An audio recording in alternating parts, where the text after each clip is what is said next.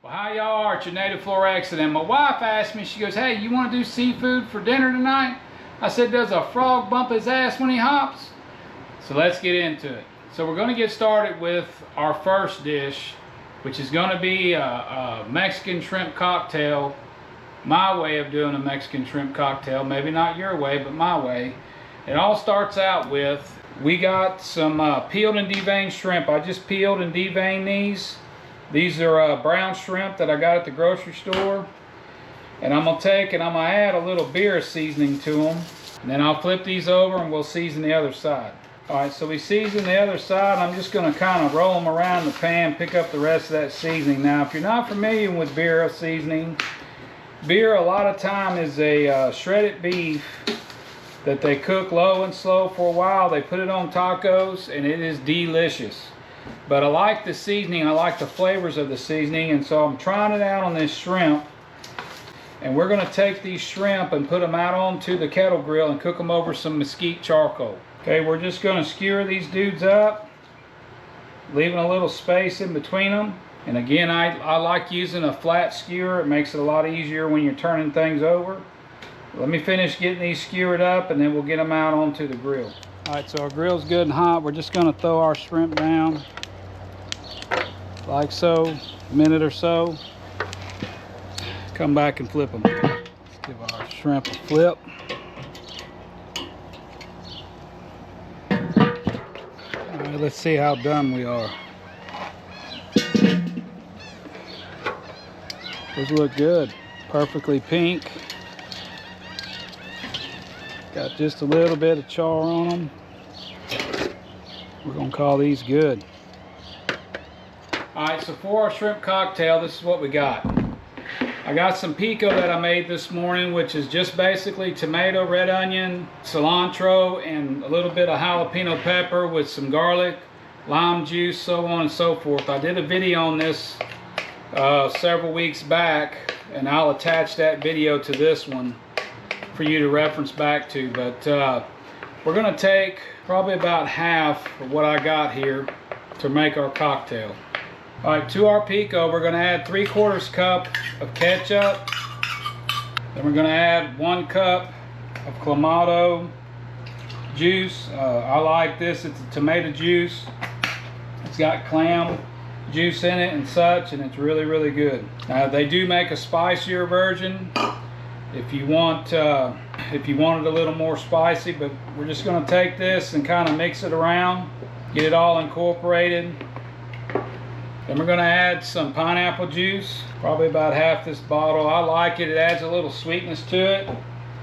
Then we're going to mix this all around and get it nice and incorporated. Now again, if you want a spicier version, you can use the picante clamato, hot ketchup, whatever you want to add. This is just how we make it for who is eating in our house. So we got our shrimp off the grill and I'm just cutting it up into smaller size pieces, big enough to fit on a spoon, but you can see it's cooked all the way through, good and white, no longer translucent.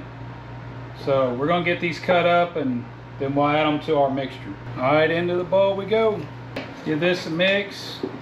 We're going to put it in the fridge and let it set till time to eat. Okay, so next on the menu I got these beautiful swordfish steaks.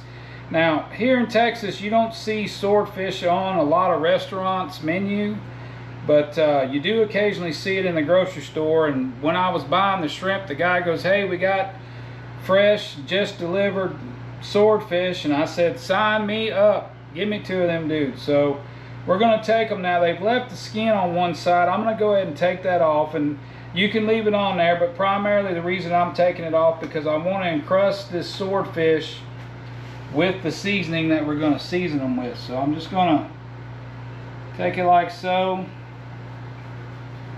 and just trim that skin off. So I'm going to take them, spritz them with a little avocado oil, and I want to cover them with some chupacabra Cajun seasoning all the way around. Down, spritz again, catch our sides.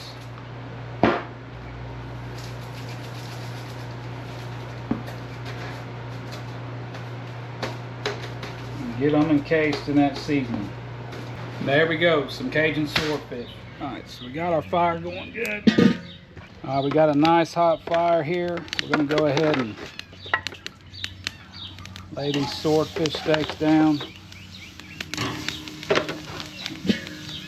Cover that back up so that fire gets away from it.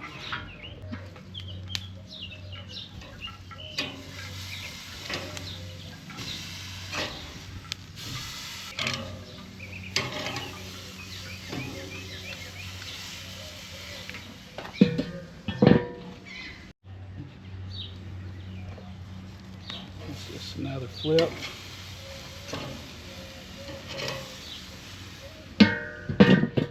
And we'll check it for temp.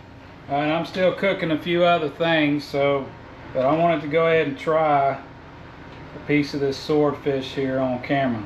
So I'm just gonna break it off. That's how you know it's good and cooked. It's nice and flaky.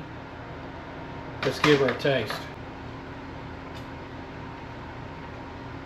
Oh man, that Cajun seasoning and what fat is in the fish, it's like eating Cajun butter. It's great.